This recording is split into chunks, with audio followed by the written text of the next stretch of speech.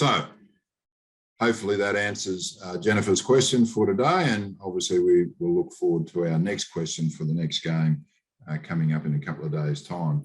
But let's have a quick look at the batting and what happened through the course of Papua New Guinea's innings. It just seemed a couple of things possibly haven't been corrected since that first game, and of course it's a short tournament and it's very hard to necessarily change a game immediately. But someone like Tony Ura, again playing with an angled bat, chopping on. There's been good intent from a number of the batsmen, top order batsmen, but in the end it's been poor shot selection and poor execution of the shots they select that in this case saw them at 5 for 35 at the end of the power play. And here's a small graph that does show you, as we said in the first game, we would like to have seen Papua New Guinea batsmen begin to straighten up their game, meaning trying to hit more mid-off, cover, mid-on, rather than trying to take the ball around to mid-wicket square leg. But here's an example where we see runs being scored leg side versus offside. And we can see that Papua New Guinea really do prefer to bring the ball to the leg side. We might also now have a quick look at an interesting analysis of the game. And we use a data wrapper to do this.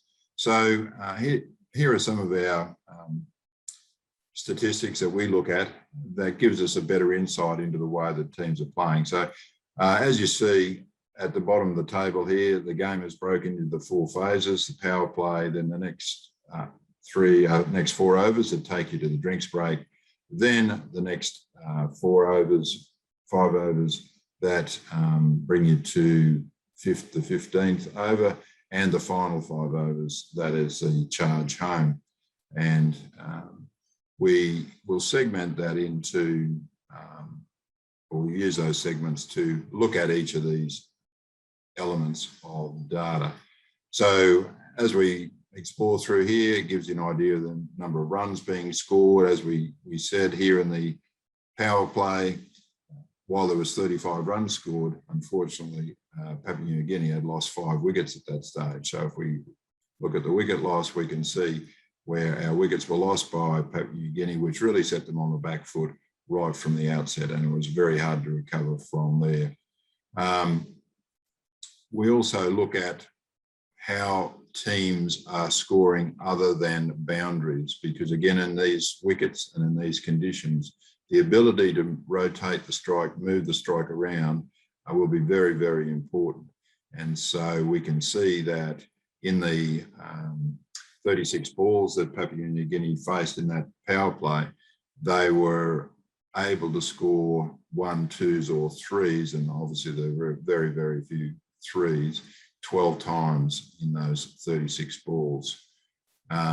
We then go to their boundary hitting, and we see that number of 4s in each of those segments: 5, then 2, then 4, then 5 in the last 5 overs. We can also look at their 6 hitting ability, and there's a gradual acceleration from 1 to 2 to 3 sixes in each of those segments.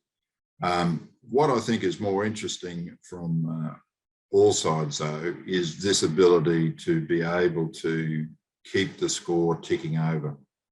And so this is our scoring shots, meaning that from a particular ball, there is a 1, 2, 3, 4, 5, 6, 7, if there's ever such a thing, from that ball.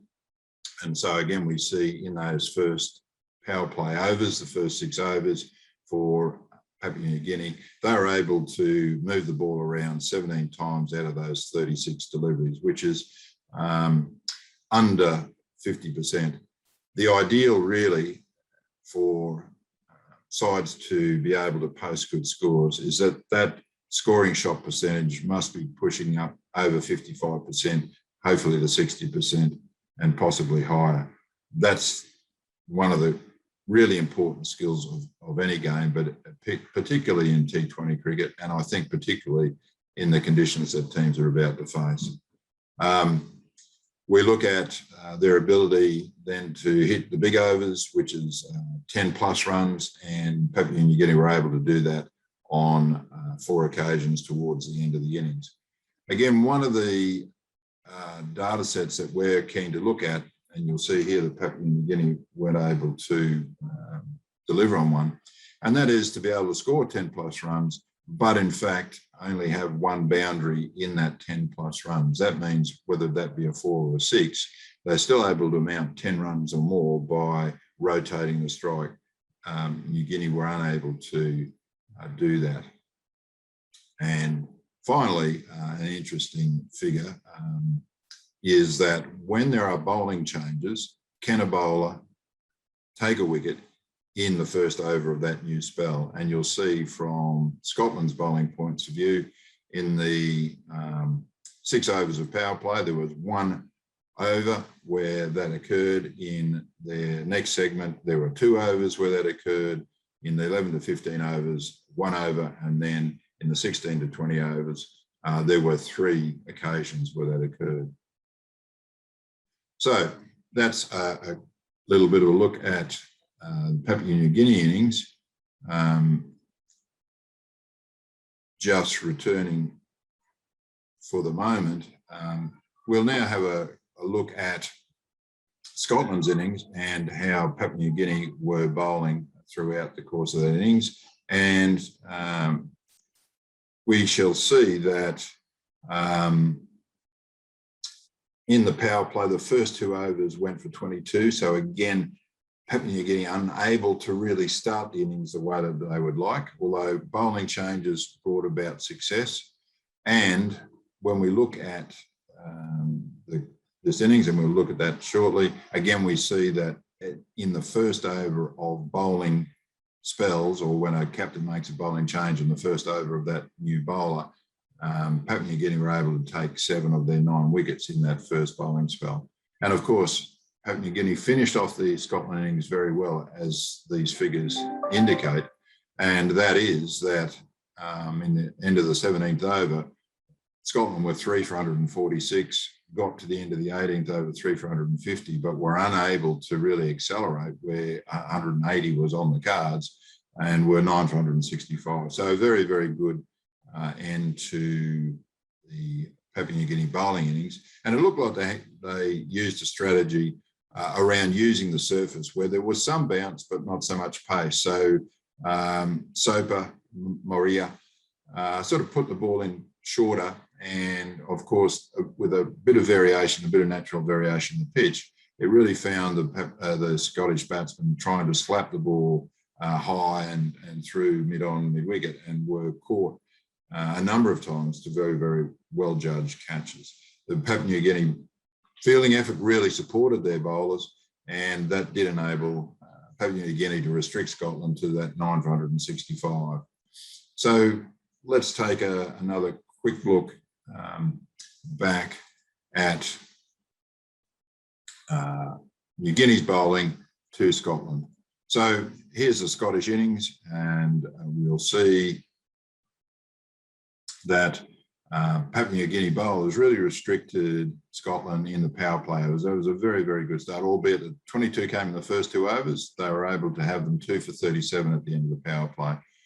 But gradually, we can see that there is acceleration by the Scottish batsmen until the end of the innings.